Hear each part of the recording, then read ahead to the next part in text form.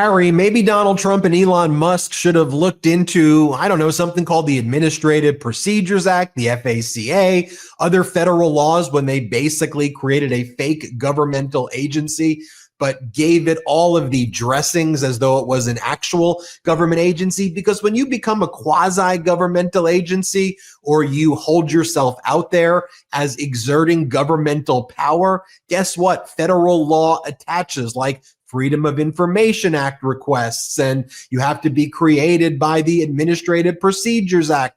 Your decision-making can't be arbitrary and capricious. There has to be public disclosures of your decision-making. Sunshine laws apply to you. So Donald Trump and Elon Musk went about creating this thing called DOGE.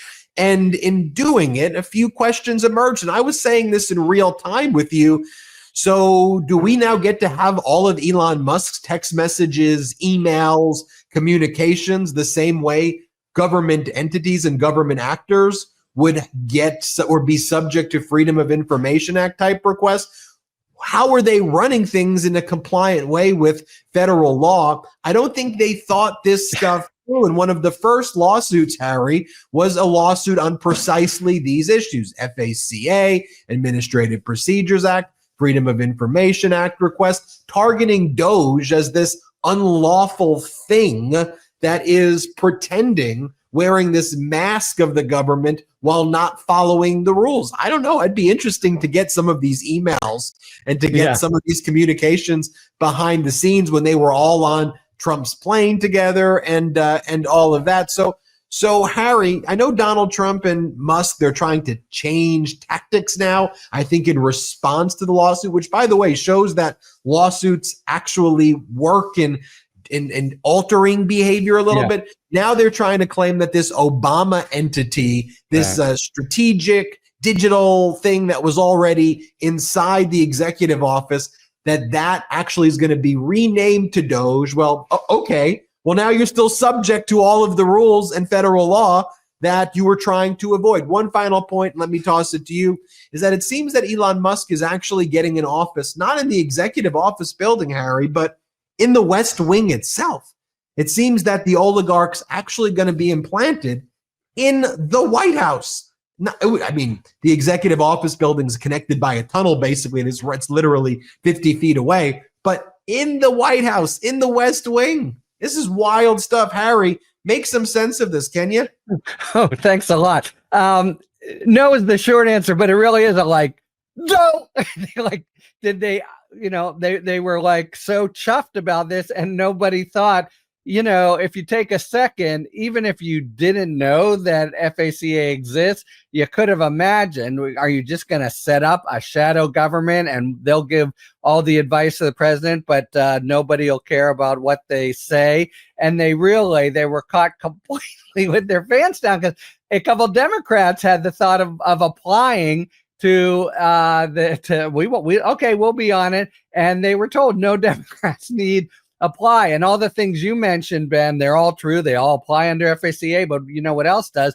Diversity of viewpoint. You can't just stack your buddies in there to serve their own interests. They whisper in your ear, and that's the end of the matter. If these are going to have, and he's been touting, Musk has been touting all the, they're going to cut $2 trillion. That's an amount equal to the entire federal government discretionary budget. They're going to do all these fantastic things. It'll be advisory, but they're going to do all these things. It just took a long time for excuse me, Mr. President-elect, you can't do that. Can I show you this law? And of course, he had never considered it.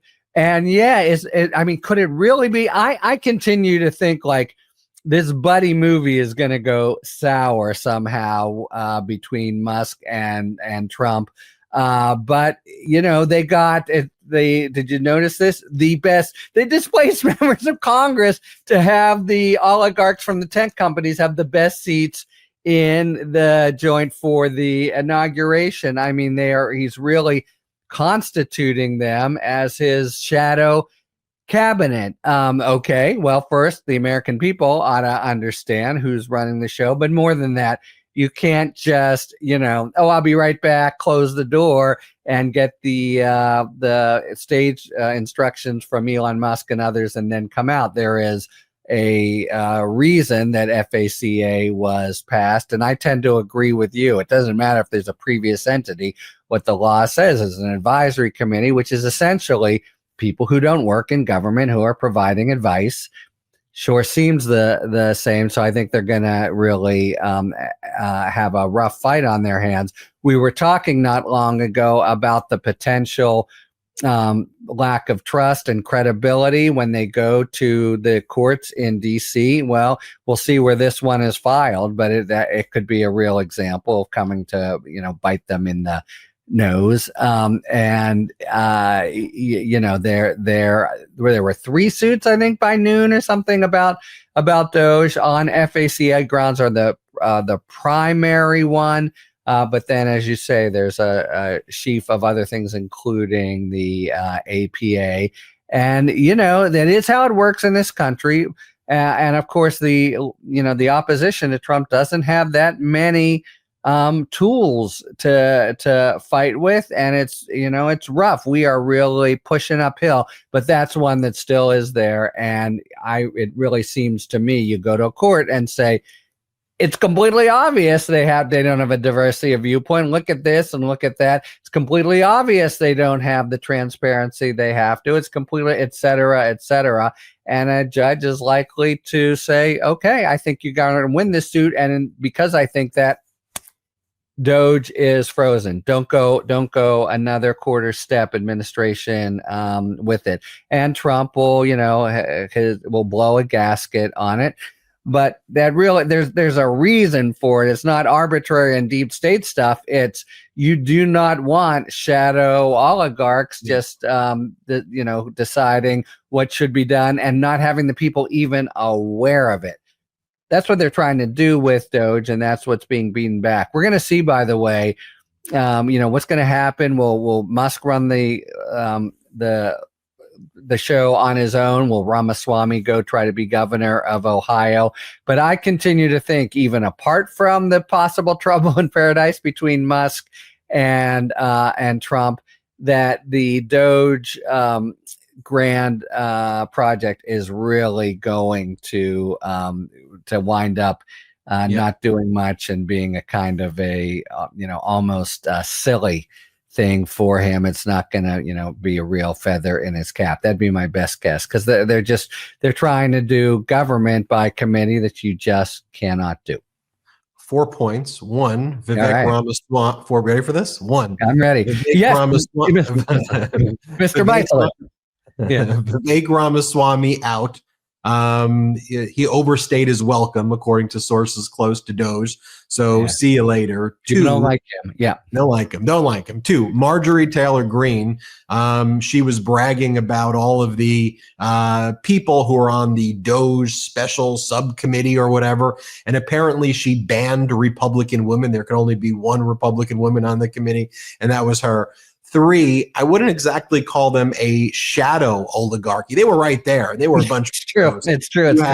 You had Bezos. Not elected, I should say. Yeah, fair enough. Yeah. Right there. I mean, you had Bezos' wife with the bra and the boobs out. It was a whole weird thing. And Zuckerberg was looking at it. The whole thing was weird and gross and really strange to look at, Harry. And then 4. Interestingly, Democrats are going to use the machinery that the Federalist Society built to undermine agencies against Trump's weaponization of the agencies. I mean, one of the ways that Republicans would try to strike down anything Biden did is basically say, look, under the Administrative Procedures Act, there wasn't a proper notice period, and they didn't go through this step or this step, and they would try to attack any agency action, in addition to being arbitrary and capricious when there used to be, Chevron deference, but they would just say, you didn't go through the process. So and they would be a stickler for, did you follow every single step in this kind of arcane Administrative Procedures Act rule? And so that's when they would strike down, mifepristone being accessible, for example. They would do it on the basis of saying, well, you didn't do this specific comma and you didn't dot your I and T there. Well, okay, one, Biden did. They would go through those hurdles. But here, the most egregious Administrative Procedures Act violation. Like, it's such a silly concept that you create a fake agency like this and then try to give it carte blanche authority that if my administrative law procedure professor were to literally make this a hypothetical, you would be like, all right, that I can't even fathom this example. It's so dumb that I can't even imagine being examined on this. Like, duh, this is unlawful. It'd be the easiest answer to an essay. Harry, I'll let you wrap it up. Yeah. Look, I want to wrap it up with a general point here. And we're in a tough struggle, and you and I are fighting every day to call out lies and push back against things. But Trump, as of yesterday at noon, was at his absolute high water mark of power. He's got a razor thin operating margin in the House. Already there are all kinds of members of Congress who are ducking like crazy when they're being asked, as they're going to be relentlessly, do you support pardons for the people who were so violent toward the officers? Trump will commit blunders.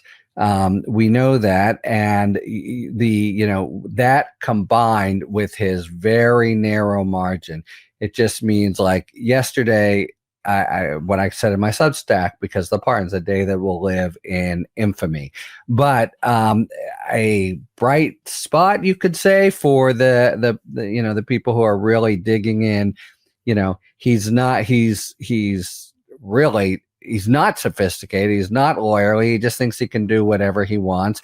And where legal requirements are concerned, he's gonna blow it some, and then he's gonna blow it with popular support some. He's gonna peel off some members of Congress. You looked ahead in another discussion we had to the profile for the 2 years from now, when, by the way, the Senate elections are kind of favor the Dems.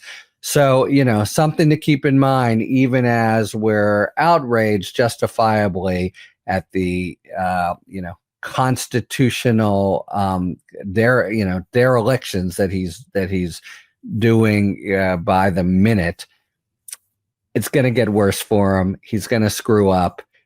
He's going to overreach, and we'll be there. There's already people there to capitalize.